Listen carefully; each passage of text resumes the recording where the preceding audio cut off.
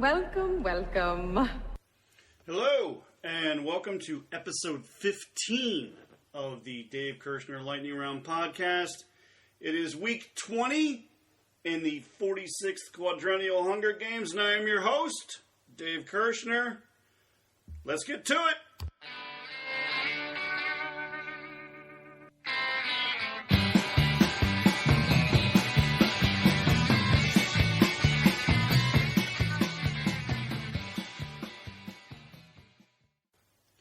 Oh, where to start for the Biden jackassery minute? This guy, I'm telling you, I don't think he knows what day of the week it is. So, he puts a guy up for nomination to head the ATF.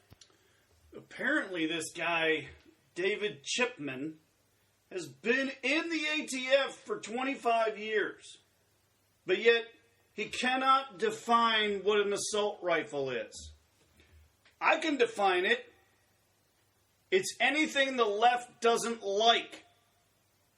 Anything that they have absolutely no idea how it functions, other than it's big and scary, is an assault rifle.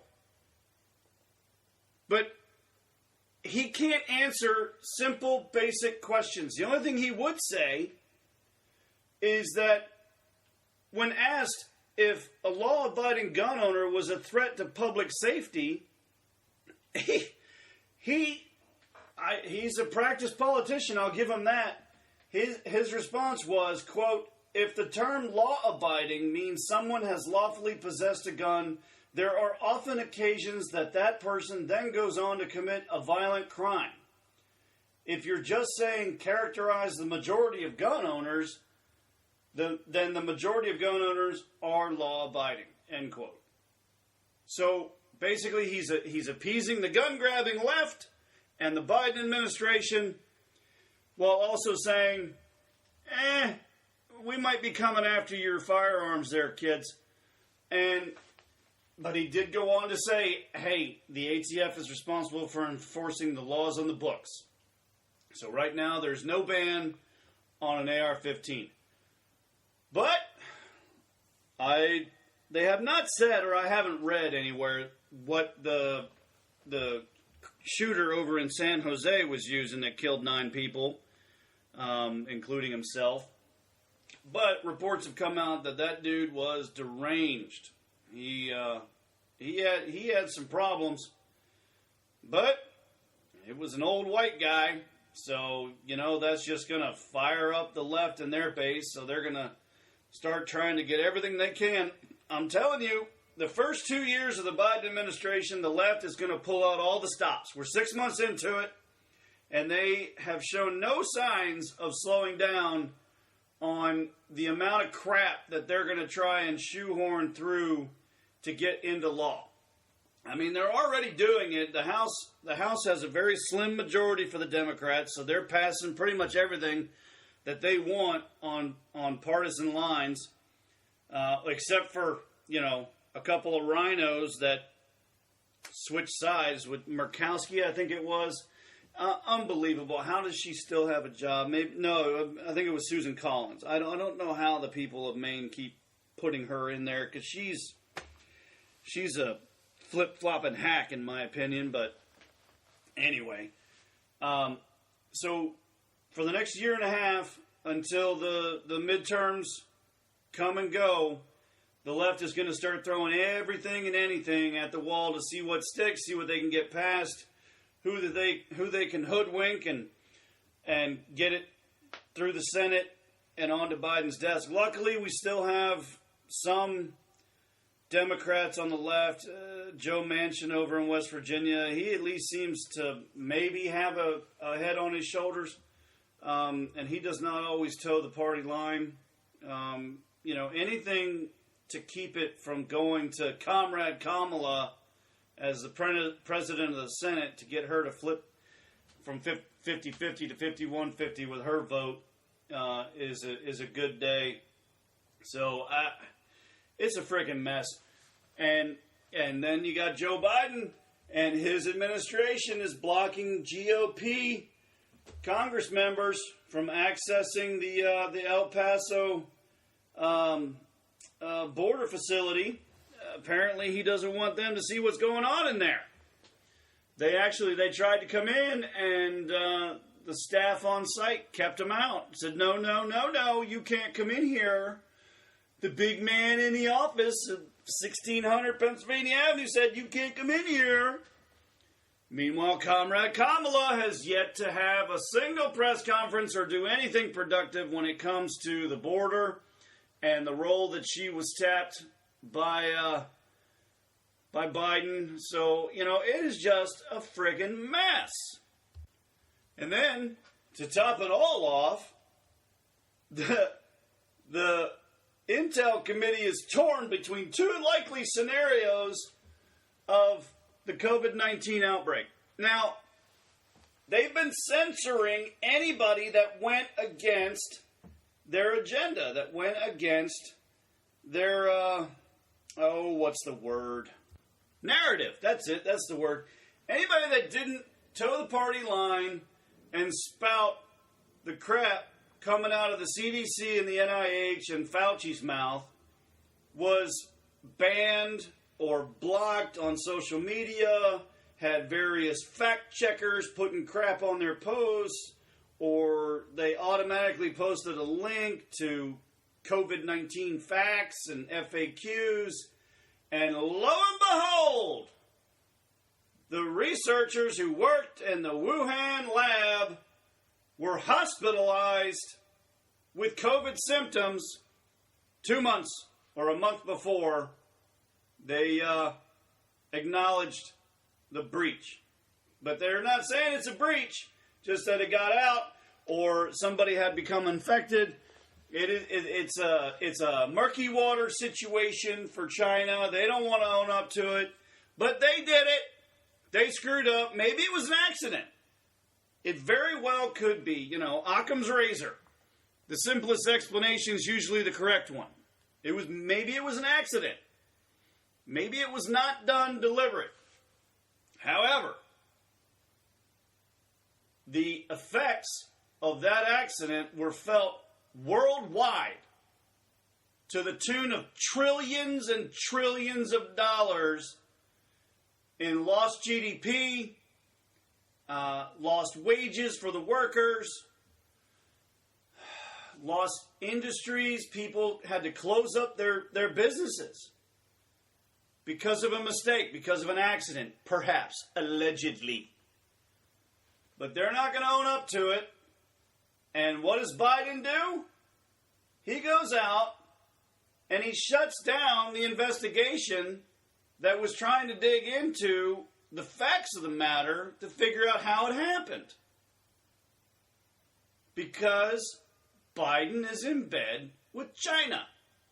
He has to be. He's got to be in bed with Prime Minister Jinpao Chong Peng, whatever his name is, and Putin. I mean, you cannot explain the decisions that this man is making, or at least, who's behind the curtain? What did I read the other day? It was wasn't Susan Rice. It was that little chick with the glasses that Roseanne Barr made fun of and got booted from her show. What was her name? Oh, I got it. Valerie Jarrett. I read an article the other day that said the man behind the curtain, in this case the woman, I hate to assume her gender in today's world of PC horseshit, but Valerie Jarrett, they say, is the person behind the scenes pulling the levers and pushing the buttons. And who do you think's whispering in her ear? You know it's Barry. Big Ears Barry, whatever you want to call him. At this point, I would say 6 months into the Biden administration, Biden and Obama are neck and neck with Jimmy Carter for being one of the worst presidents ever. Clinton's a distant fourth. Those three they suck out loud. And the left, we must worship at the altar of Barack. We must worship at the altar of Barack. He can do no wrong. He did plenty wrong. And Biden's picking up where he left off after a 4-year blip with Trump. So I don't want to hear it. It's a bunch of crap. You know it's a bunch of crap. And there's nothing else you can do about it. But thankfully that's not entirely true. Because in theory, we have free and fair elections. 2020 notwithstanding. Because we know that one was not fair. You know it was. And oh, mama, the judges are coming out and handing out rulings, and stuff's getting audited, people. The audit in Arizona found that the Election Commission had deleted a whole drive. I mean, I understood the technobabble that was in the article, but suffice it to say, they handed over data. And when they went to map the data, they saw that an entire directory was missing. Oops. So the little code ninjas, or whatever they're called, the company doing the forensic analysis, found it and was able to retrieve it so that it's no longer deleted. But they are not turning over the routers that are supposed to be closed off to the internet during the election, the actual election day. The routers are never supposed to be connected to the internet, because then that gives you the mysterious back door that you always hear about in the movies. They're like, oh, I wonder if they put in a back door. Oh, look, I found a back door. I wonder if they just used the standard system administration password of, wait for it, all lowercase, PASSWORD, password. Oh my God, it worked. I found a back door. I did. But they don't want to turn over the routers because, this is my opinion, perhaps you could encapsulate it in theory, a la conspiracy theory, but I think they don't want to turn over the routers because there was a dude running around out there in Arizona that people were not happy about. I don't have his name in front of me, but they weren't happy about that dude. And they're pretty sure that Arizona got hacked. And Arizona's results are not true and accurate. And we're finding that out. They're learning more and more information. The difference in the election was 7 million votes. Okay? It was 7 million votes. And it was mostly in states where Trump was ahead by double-digit percentages and then lost. Okay, those are the states that they're looking at. Georgia, the judge in Georgia just said, yeah, go ahead and do your audit. I really hope and pray that they find evidence of malfeasance. I really do. Because if you take 7 million votes and divide that up by the number of states that were, shall we say, questionable, you need about a little less than 2 million votes to swing a state. I don't know what how close it was in Arizona or Georgia in particular, but they're looking at Wisconsin, and I believe they're looking at Michigan, and I don't think they've made any headway in Pennsylvania yet. But stay tuned, because here's the thing and this is the thing that really gets me, that really chaps my hide. Why are they waiting 6 months from the inauguration of this dementia, Alzheimer's riddled loon to do these audits, to do these checks? I mean, does it literally take that long for a case to make it through the court system to get a verdict or a decision from a judge? I mean, the election was in early November. So do the math with me.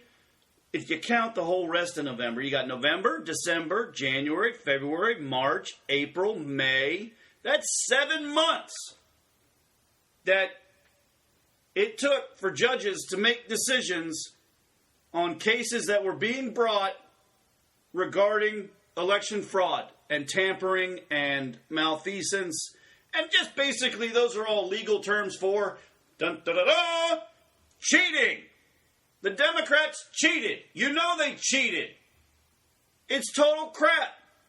I did see on it was an article. No, I was watching Sean Hannity last night, and he was interviewing Republican governors from states that, actually adhered to the Constitution and didn't shut everything down like a lot of the Democratic states did. And they were saying that if you try and get a one-way U-Haul from California to, say, Texas or Tennessee or Florida, states where people are migrating to in droves, and giving them additional congressional seats in the House, and California and Washington and Oregon and New York, they're losing seats in the House because so many of their residents have left. But if you want to rent a U-Haul from one of those blue states and you want to go to a red state, they're charging like $2,500. But if you're going from one of the red states back into a blue state, they practically give it to you for free. That's how bad it is, folks, for these people that are in business in California and Oregon and Washington and New York and Maryland, Pennsylvania. People are getting the hell out of those states. They're like, no, you do not represent me. But here's my fear, that the people that are leaving those states take their idiotic voting habits to red states. That's my fear. If these people don't see what they fled and remember why they fled those states and went to a freer state that didn't stomp on their constitutional rights, but they continue to vote in a manner in which they have, I vote Democrat because I'm for education. Education? Are you kidding me? They're the ones that kept your kids out of school for an entire year. This is going to be the dumbest generation ever in the United States because of an agenda. Because liberals wanted Donald Trump out of office. Orange man bad. Oh, look, a virus. Shut it all down. Shut down the states, shut down the counties, shut down the country, shut down Europe, shut down everything. They literally shut down a planet to get rid of somebody that they didn't like because he went against their agenda of globalism, of open borders. And to top it all off, he sent mean tweets. What a bunch of... Oh, you guys? Oh, man, I'm fired up today, boy. It's just beyond comprehension the level and length to which the left went to get that man out of office. To the point where they knew they actually could not get him out of office with all of the shit they pulled. A global pandemic, willfully and wantonly going after and destroying cities, going after the police force, trying to defund them. They took all of that crap, threw it in a blender, and it still was not enough for them to take down Trump. The only thing they had left was dominion.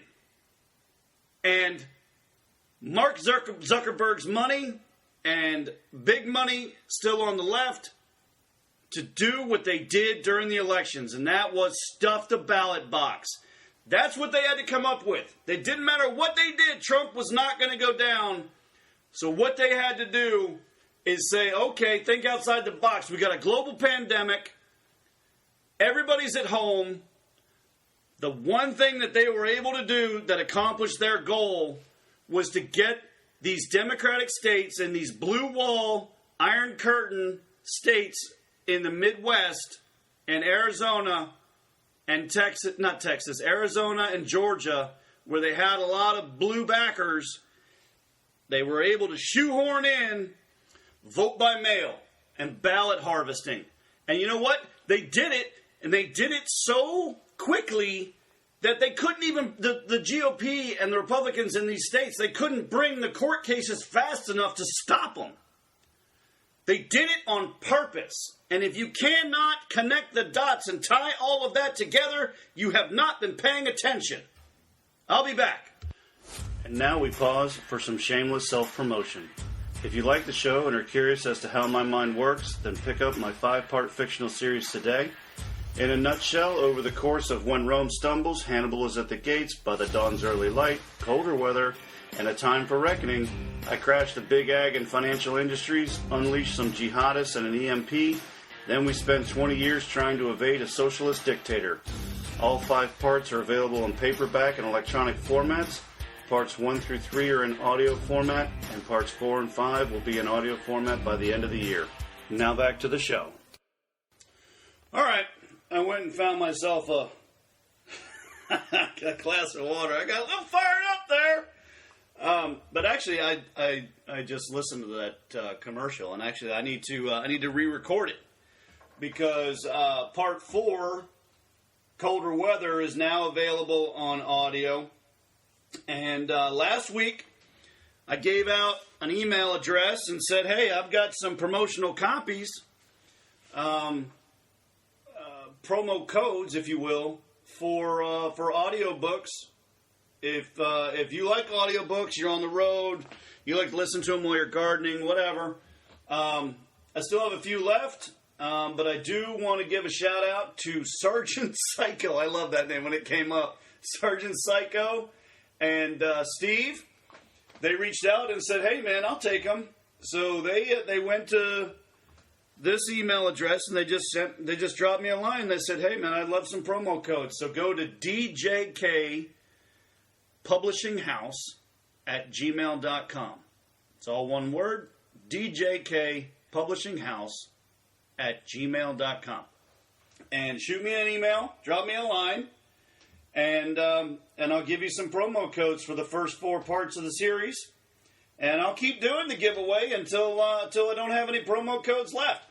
My only stipulation is that, love it or hate it, you need to go back. So these promo codes are good for the audible.com website.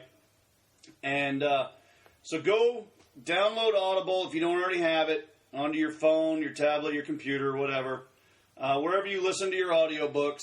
And when you're done listening, my one stipulation is, all that I ask is that you leave feedback, good, bad, or indifferent, on the content of the books. I think Audible actually has you rate the narrator as well. So you can leave a review, say, "Oh, I loved it, 5 stars, love the narrator, narrator was okay, the book was okay," well, however you want to review it. That's my only stipulation. If you want promo codes, I got them. Drop me a line at DJK Kirk. I can't even get my own email address right. DJK Publishing House at gmail.com. And I will send you promo codes for free copies of parts 1 through 4 on Audible. It's that easy, folks.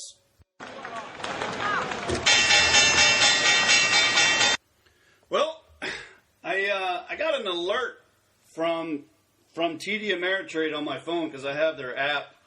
Because I like to keep track of stuff from time to time, and whenever the thought occurs to me, I'm usually not in front of a computer.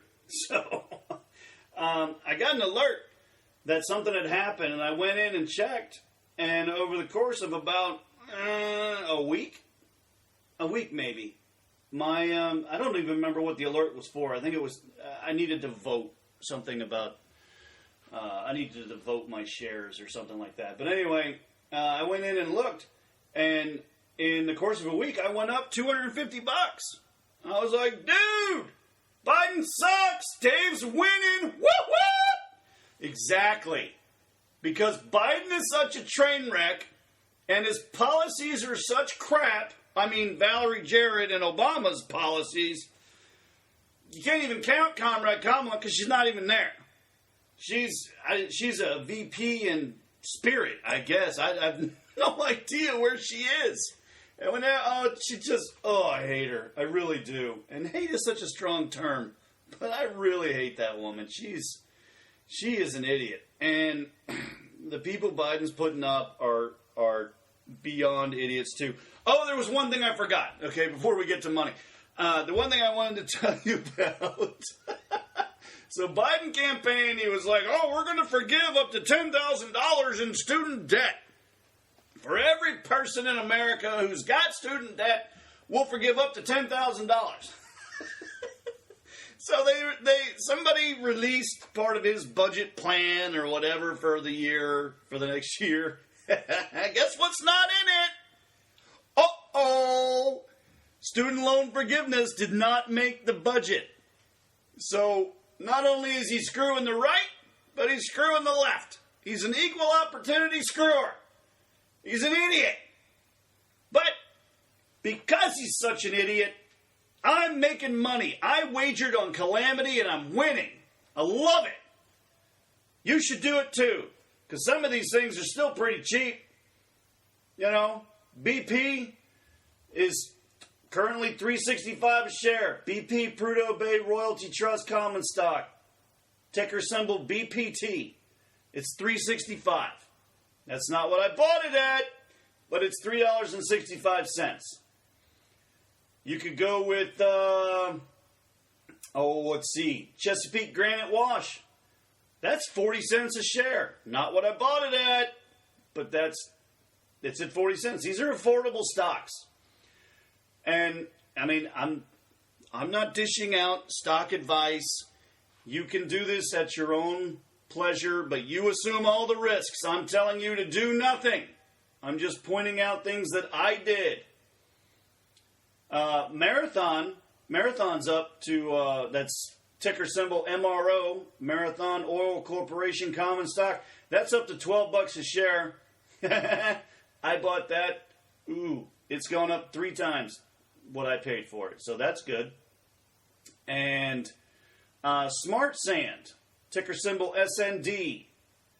I actually, I was leery of this one. I was thinking I was going to unload it because I was questioning whether or not Biden was going to come after the fracking industry.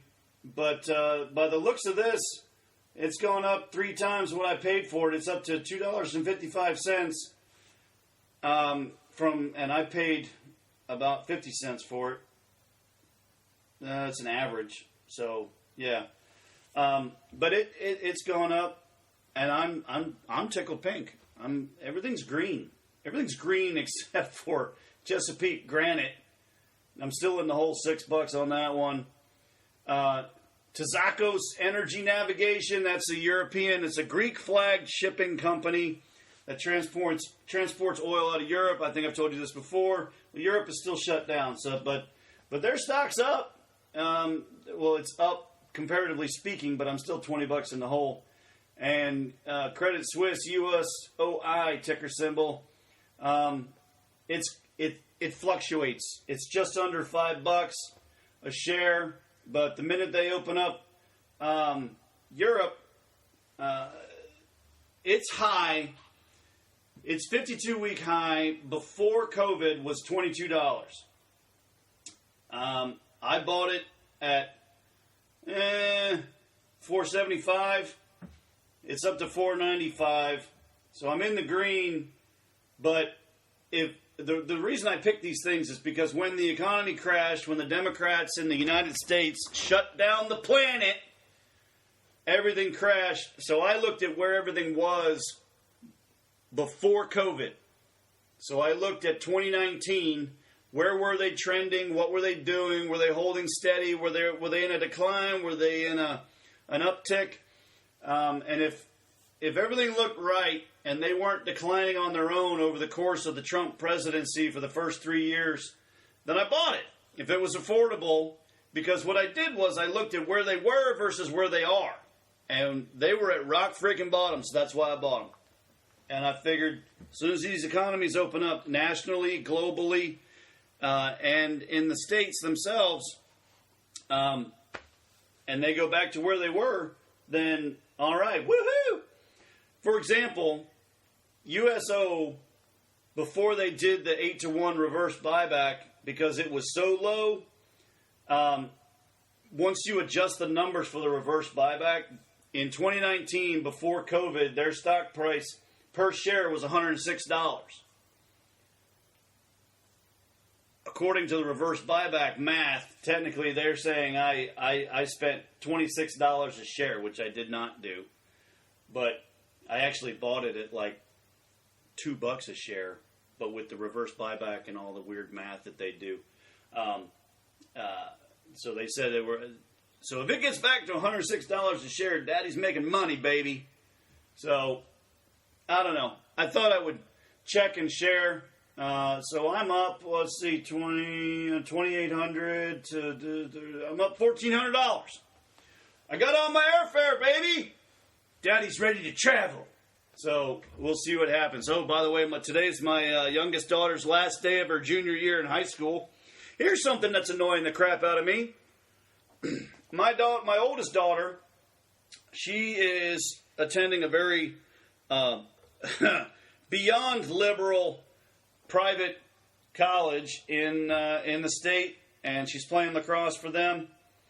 But the kids themselves refer to themselves as freshmen, as in freshmen in high school, freshmen in college, right? You wouldn't think the term freshman would be offensive, but because it's got the word man in it, freshman, freshmen, this school is so woke, they don't call them freshmen. If you get any communication from the school, you know what they say? You know how they refer to them? They're all first years, as in your first year of college, your first year of high school. Because we don't want to assign gender to a term and invoke that on young women who might be offended by the term men or man. First years did really well at the College of Worcester. Total crap. I don't know why I shared that. That just popped in my head, and it just pisses me off. So I did a little thinking, and I'm looking at my calendar. I'm looking at my project schedule. I'm looking and seeing how and when I can record the podcast. And what I've been doing, I don't know if you can tell it, but I do a lot of starting and stopping. Because like when I can't think of a word, hey, you know what? I just hit the space bar and I pause it. And then I go, oh yeah, that's the word. And then I unpause it and I go, and Valerie Jarrett. You know, I paused it. I went and looked it up. You know what the Google search I did was? Who was the woman Roseanne Barr offended with her tweet? That's how I found the name Valerie Jarrett. It was that simple. So, I'm looking at my project calendar. I'm looking at my family calendar. And I know that my youngest daughter's last day of her junior year in high school is today. So it's difficult to record the show when other people are in the house because they all keep poking their head in the office like I'm crazy. What is Dad doing in there? What's he talking? Who's he talking to? Is he on a call? I don't think he can say that on a call, can he?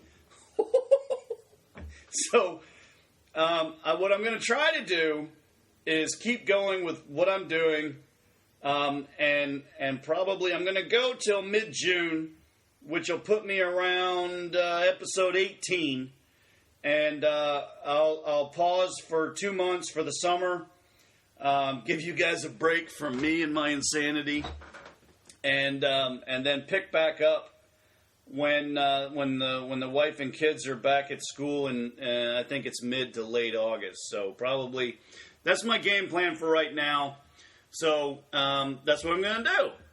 Let's take one more break, and then we'll get to the topic of the week.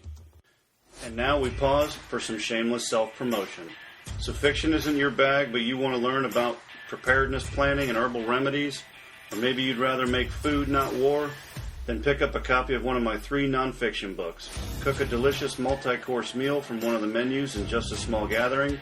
Get that medicinal garden going by planting some of your favorite ingredients and recipes found in home remedies, poultices, salves, and tinctures. And if you're curious about how to solve some of your prepping problems, pick up a copy of Preparing to Prepare and see what I've done and what I recommend. Now back to the show. So for this week, just a reminder, send an email to djkpublishinghouse.com. I can't believe I screwed that up again. djkpublishinghouse@gmail.com. If you're into audiobooks, shoot me an email, drop me a line, and I will send you promo codes for free copies of the audiobooks that you can download from Audible. But today's topic, we're going to talk about food, because the last 2 weeks we talked about gardening. But in a world where rule of law is a problem, societal breakdown usually leads to a rule of law problem, which is what the left is pushing for, by the way. They want anarchy, man. They want no cops. They've got a template in San Francisco already where you can shoplift up to $950 worth of goods and materials out of people's store, and they can't call the cops and they can't press charges.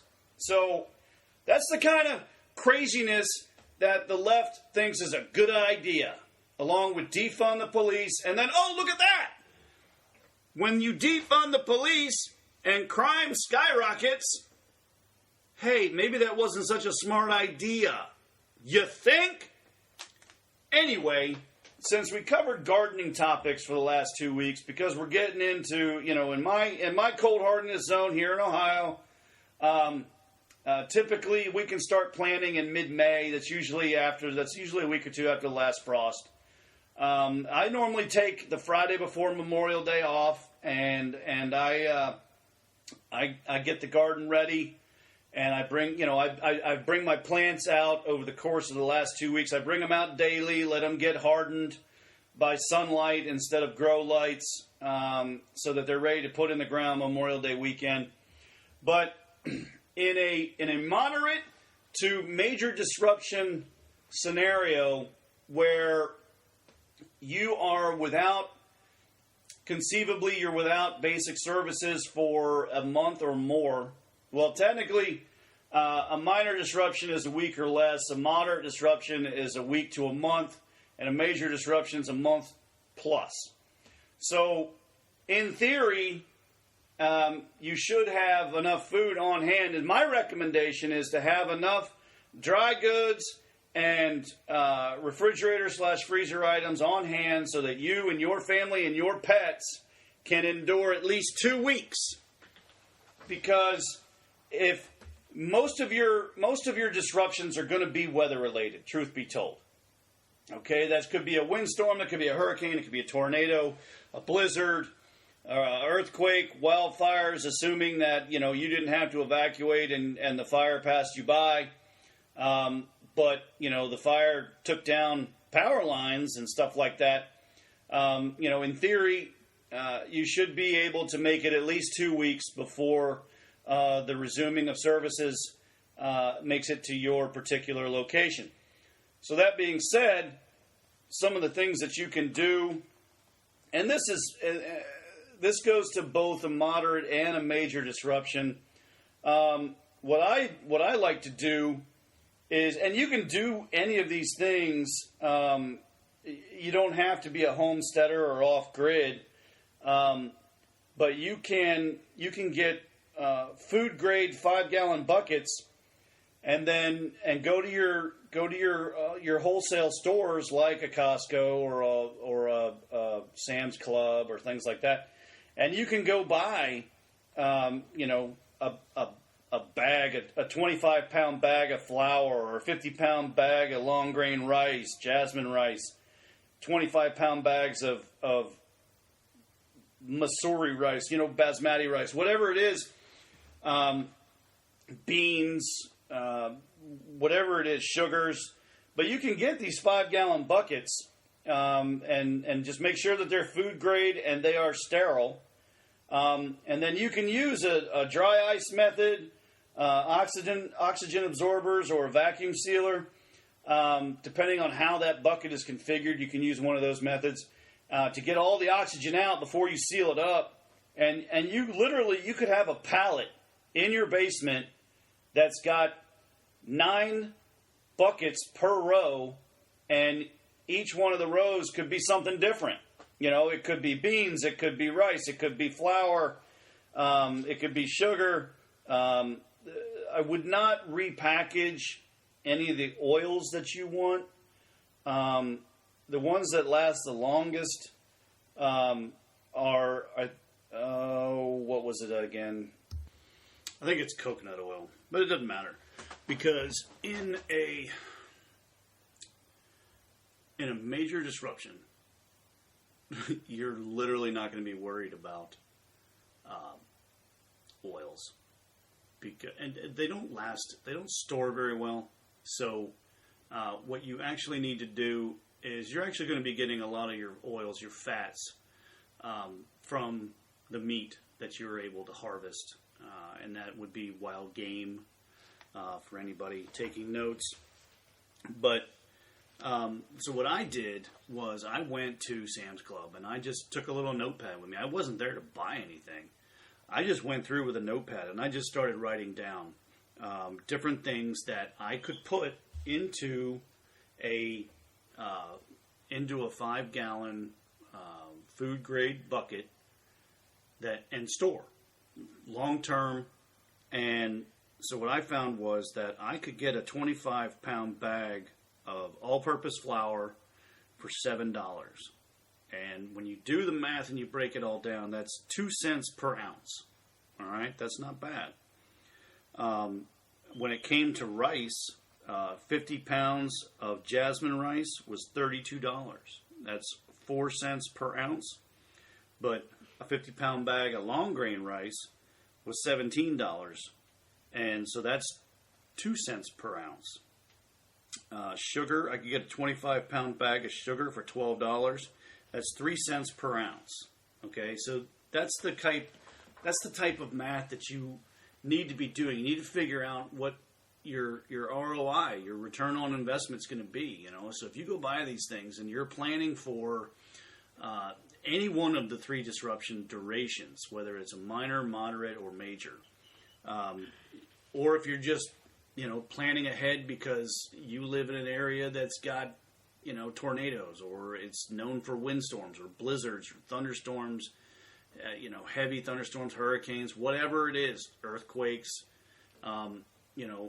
provided that your home is still livable, and you don't lose all of your stuff, you need to be thinking about this type of stuff. But one of the things that I like to do is I like to supplement not only the stuff that I have at the ready to make it the 2 weeks, which is, it's my pantry items, it's my freezer, it's my refrigerator, my chest freezer, or whatever. I mean, I can find stuff that our family can eat. I got enough in all 3 of those places that our family will eat without having to get into my long-term supplies. But if we got to go beyond 2 weeks, what you really need to start doing is looking at the number of servings, in addition to cost, calories, and cost, calories, and servings are the 3 biggest ones. I add a 4th one, which is portability, which is why I like freeze-dried foods, because they're lighter. I don't want to have to fill a whole car with number 10 cans if I got to leave Dodge, okay? Because whatever I've got here is what I need to take with me, because I don't have my property yet. I don't have my little BOL location. If I got to get out of here, I'm going to one of 2 places. Somebody is a friends of mine, and the 3 places. So actually, I can think of a half dozen places. I don't know why I'm just shortchanging myself, but it really depends on what the situation is on the ground. as to the manner in which I had to leave will determine what location I go to. That's the best, fairest way to put it. But what I like to do is I like to supplement my storage with 1 month, 1 week, 3 months, 6 month, 1 year packages. Either out of my preferred vendor is My Patriot Supply, but some people may find that they like Food Insurance or Mountain House, PrepareWise, Survival Supply, Valley Forge Storage, or Wise Foods. But one of the things that I did that I'm going to share with you today is what you need to be thinking about in terms of the math and what that means for how much food you need. If your goal is to have 1 year supply of food stored up so that you can make it through the growing season, through the harvest season. And by harvest, I'm not talking about just picking your fruits and vegetables from your garden or in the wild or whatever. What I'm talking about, when you harvest, you're also harvesting seeds. You're drying those seeds for the next season, okay? Or you're drying those seeds and you're putting them into a greenhouse so that you can continue to grow. Maybe you transplant some of your garden plants and you put them in the greenhouse. That would be a wonderful solution to keeping fresh vegetables year-round. But if you don't have that ability, what you need to be doing is doing the math, okay? So if you have a nuclear family of 4, which is what I have, 2 adults, 2 kids, and then you throw in the family dog. But if your goal is to have at least 1 month of food for each person, okay? So you've got 4 people times 3 meals per day times 30 days, okay? That equals 360 meals. And what you need to be doing is you need to be looking at your provider, whether that's Food Insurance, Mountain House, My Patriot Supply, etc., and guarantee that what they're doing in terms of how they're billing their products is going to suffice for that math. So I know that for a month, I need a minimum of 360 meals, okay? It's breakfast, lunch, and dinner, 2,000 calories a day, or thereabouts, okay? Some of that is tough to find, but the reason I chose My Patriot Supply was their prices were better than, say, Mountain House or Food Insurance, and their servings were more in line with the servings count was more in line with what I was looking for. So, for example, if I wanted 1 month supply of food for one person, okay, so that's 4 times 3 times, it's 1 times 3, which is 3, times 30. So that's 90. So for each person, I need 90 servings, all right? If I get a 1 month supply of long-term food from My Patriot Supply, they provide 284 servings. I only need 90, but they're giving me 284. So now you got to pay attention to what they're actually putting in the box, okay, or the tub.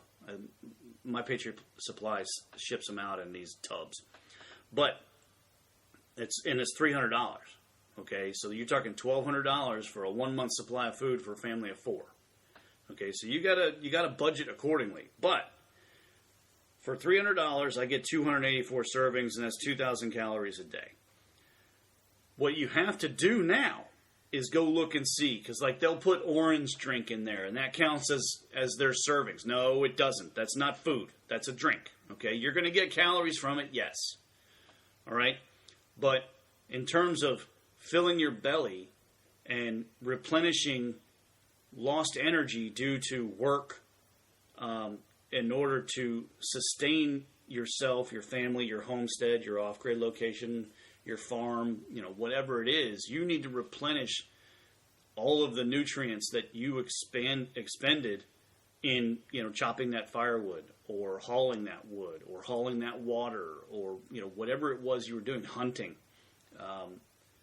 gutting, whatever it was you were doing, that you expended energy, you need to replenish that energy. And yes, their drinks do count to go toward that, but, you need to be looking at, what they're putting in there. Well, to be fair, My Patriot Supply, actually, they're doing pretty well. They reduced the price to $247 from $297, which is what it was the last time I looked. But when I'm talking about servings, so in the 1 month supply, for example, and no, I'm not being paid by My Patriot Supply. That's just the provider that I like. They give you 12 servings of mac and cheese, 12 servings of traveler stew, 4 servings of stroganoff, 20 servings of a potato soup, 8 servings of broccoli soup, 8 servings of bean soup, 16 servings of creamy chicken rice, 24 servings of Southwest rice, 30 servings of long grain white rice, 8 servings of mashed potatoes, 30 servings of pancakes, 32 servings of oatmeal, 8 servings of creamy wheat, 20 servings of chocolate pudding, 16 servings of orange energy drink, and 8 servings of banana chips. So everything up until the point where I got to pudding, energy drink, and banana chips, those servings count. Okay? So when they say that it's going to be, what did they say? 256 servings. All right, so I only need 90. They're saying 256. So that's good. They're well over. So even if I reduce the 256 by the 40 plus 42, 43 servings, I'm still over 200 servings between the pancakes, the oatmeal, the cream of wheat, the different rices, mashed potatoes, all those things. So that's good. Okay, that's the type of stuff that you've got to be looking for when you want to store long-term food supplies for each of your family members. So each one of those tubs is $250. Okay, so now you're at $1,000 if you have a nuclear family.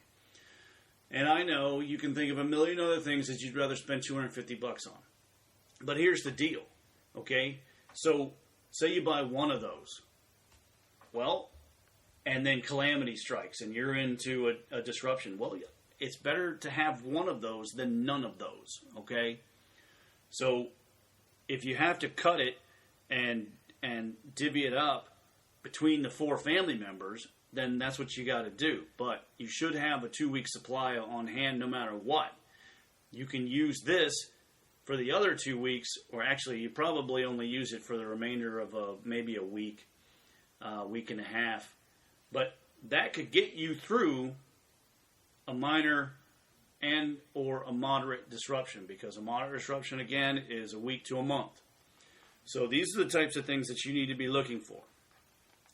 So that kind of brings our food and gardening topics to a close. I mean, beyond that, we'll start talking, or you can start getting into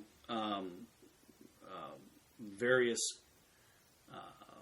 rooms that you can build to store foods long term, and preserving your foods for long term. So now you're going to start getting into root cellars. You're going to start getting into the building of smokehouses, because salt is going to be a problem. But at least if you smoke it and then shove it in your root cellar, it'll last a lot longer than just fresh meat left out. That'll spoil pretty quick.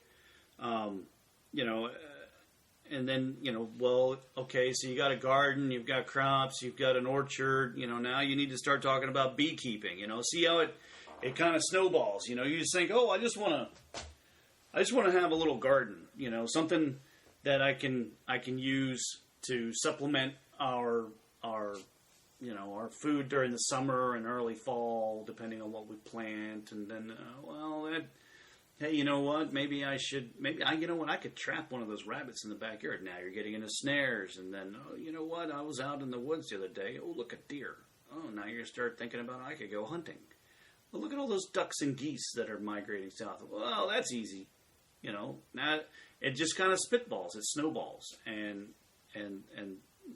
one thing leads to another. And the minute you think you've solved one problem or one issue, or you've tackled a particular topic for the betterment of your family's safety, that you think of something else. And oh, you know what? It would be great if I did this, and what if I had stored that, and what if I had this skill or that skill? Then so you gotta pace yourself. You've got a budget, and you need to think things through, but not to the point of paralysis, okay? You still need to take care of your family, but you being in your office or on your couch or whatever, staring off into space, coming up with new and inventive ways to solve assorted problems without actually doing any of them isn't going to help anybody, all right? So that's this week's show, and we'll talk again next week. Can't wait to see what Biden does next week, because it's going to be stupid. All right, guys. You guys have a good week, and we'll talk again soon. Bye-bye.